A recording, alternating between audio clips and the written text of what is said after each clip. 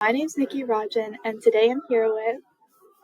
I'm Wiley Honeycutt. I teach English at Freeman High School. I've been teaching high school for 15 years, and I currently teach English 10th grade honors and English 11 for sheltered ESL students.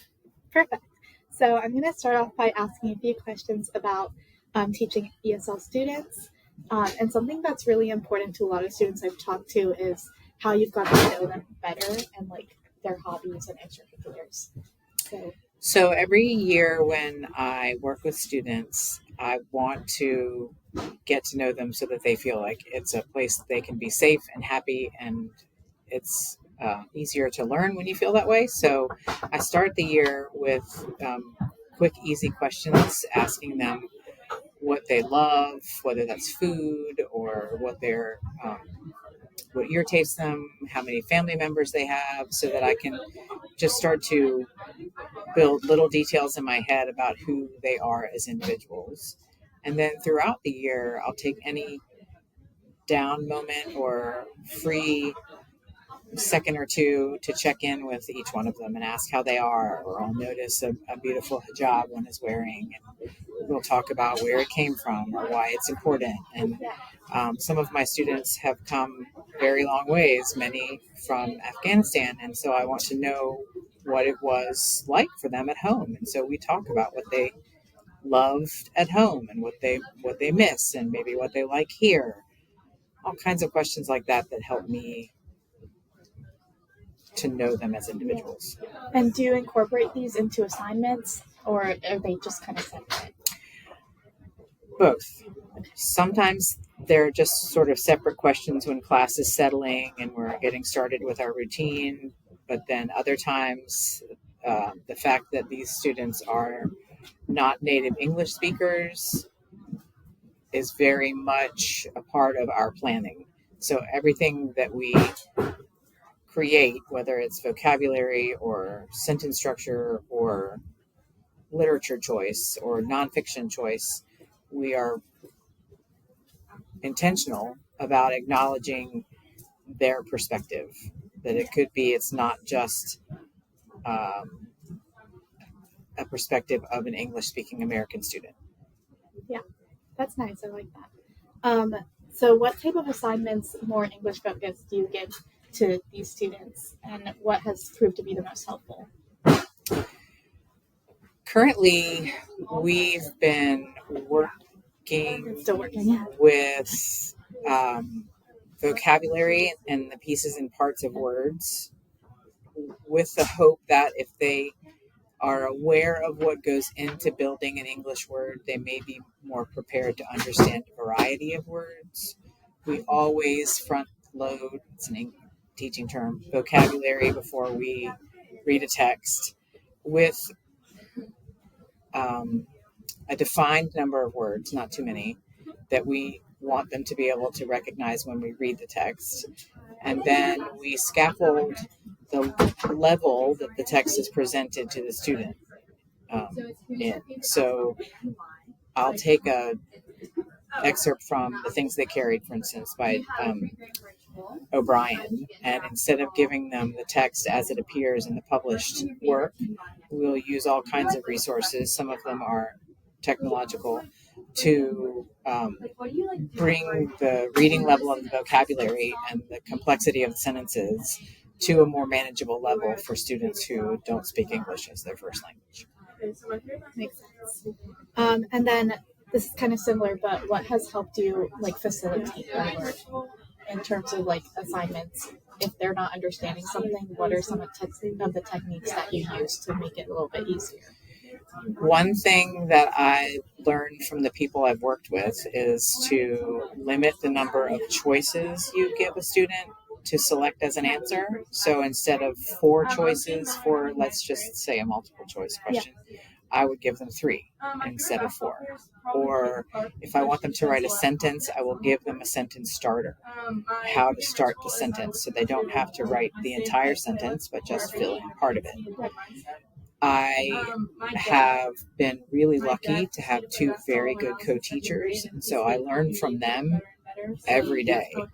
What was the best way that you used to like facilitate learning for some of the students that you have? Okay, so in addition, to tie back to your question about how do I get to know my students, I just want to reemphasize that it is really important for them to know you care about them and like to hear their stories and learn about them, because then there's more buy-in when you're trying to do things really hard. Things that are very difficult, like reading an excerpt from a book that is written in English at the high school level. Another thing that has been instrumental in any kind of success I've had this year is having a co-teacher who is fluent in Spanish. Because she was also English as a second language learner. So she not only can communicate with students in their first language, but she knows what it's like to be in their position. Yeah. Which helps us be better at our jobs. Yeah. So then, what advice specifically do you have for teachers that are entering this type of learning environment where a lot of their students may not speak English fluently? First and foremost, show the students that you care about them as human beings.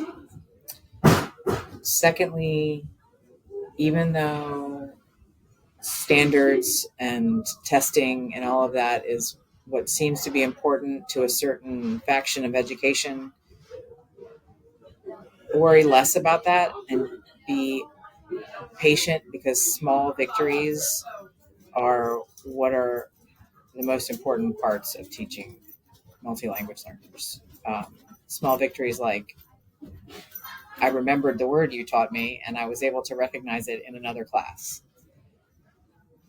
That's the advice I would give. Be patient, look for the small wins, and don't let the unrealistic state standards grind you down. They can be unrealistic sometimes. They're very unrealistic. I mean, some of my students have just arrived in the United States and they have to take the same reading test that students who have lived here their whole lives take, and they're expected to pass it. There's no different diploma for them. I don't understand why that is the expectation. And then lastly, this is more focused towards the students. What type of advice do you have for the students that are learning? My advice is to ask questions, to, as exhausting as it can be, to try to learn in a different language all day. Try your best to pay attention and do your work in each class. And when you don't understand, find one person that you're comfortable asking help from. The advice I would give any student who's learning English or in an English class like mine is to always ask questions when you're confused. Pay really close attention to what the teachers are talking about and what they're instructing you to do, even though I know it's hard to try to learn in a different language all day. And find one person, preferably an adult in your school, who you think will be there to help you with questions about anything, and it doesn't have to be about the subject matter. Yeah, I've had a lot of students, especially the ones that I've already interviewed who are Miss Honeycutt students, talk to me about how they come to their teachers for help with just using their computers, like searching up things, lockdown browser. There's so many other things that they need help with. So, like, I guess what I'm just adding on to what you were saying, like, yes, it's important for teachers to also be there for other means, other parts of education, right? Yes, because there are forms they need to fill out if they want to engage in high school activities that other kids engage in, and they don't necessarily know that, and they don't know what those forms say. Sometimes they're the only people translating to their parents, so it's a huge responsibility, and it's a heavy weight. I do say that we here have started to do the newcomers program where if you just enrolled in school, you spend a couple days learning how to use your laptop and all. And that's been a newer development because we recognize that even the simplest things are really challenging in another In a language. new place. Yeah, totally get that. Anyways, that is basically it for today. But if you have any other questions, I'm going to put a link and a QR code to a Google form where you can ask them.